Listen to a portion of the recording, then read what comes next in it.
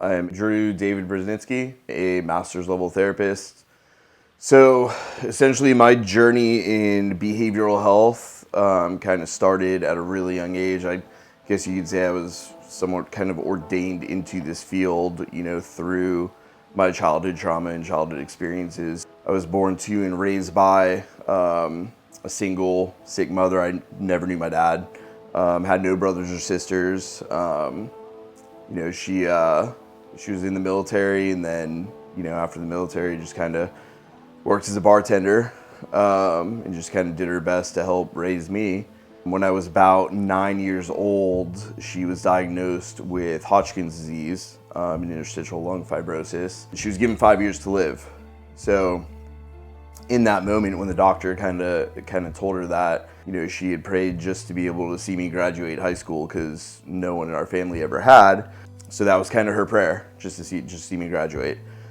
So fast forward, she her health continued to deteriorate throughout, my childhood years and into my teen and adolescent years. I remember just kind of, spending days and nights at, Moffitt Cancer Center in Tampa, and prior to that, Hershey Cancer Center in Pennsylvania before we moved to Florida. Doing everything I could to take care of her, making sure she took her medication, cleaning the house, doing the laundry. I started working when I was 13 years old to be able to pay for my own clothes, things I wanted, surfboards, CDs, whatever it was that I wanted, I kind of had to get on my own. So started working super early. And during this time, she had a really hard time coping with her medical diagnosis. And in addition, she already had a diagnosis of PTSD. She endured a lot of physical abuse as a child, which then translated into, her adulthood, as she had like a really bad picker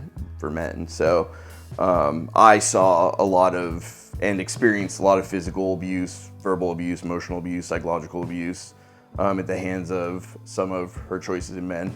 And during this time, she started to drink pretty heavily. I was 13, working in a restaurant, a little local restaurant in, our hometown, where, if you wore your job shirt to the little bar next door, you pretty much get served. So, I was introduced to alcohol at a pretty young age. And, my mom really modeled that maladaptive coping for me, which really didn't take place till later, but it was something that was introduced and modeled for me throughout my adolescence. So kind of fast forward some more, my mom did get to see me graduate high school. So I graduated in 2000 and immediately moved to Orlando to go to school, explore college. And, so she got her prayer. She got to see her son graduate high school. Very shortly after that, I dropped out of school and started bartending, kind of following in her footsteps. And we got into a pretty bad argument. She wasn't very happy with my choices. Told her, I had to carry you my whole life. You don't like my choices, you can, kick rocks, to put it nicely. Didn't talk for a couple days, and she died 3 days later. So that was kind of like where I began to experience a lot of guilt and shame, just kind of our last conversation ending the way that it did, and me saying the things that I said that I'm sure were extremely hurtful, and not getting the opportunity to really, apologize or, tell her I loved her. So, after she died, I was bartender, so I kind of just, that modeling of maladaptive coping came back, and I really just kind of started coping through excessive drinking. A little bit after that, my grandmother passed away, and my grandfather passed away, all within the same few months. So I just kind of lost it.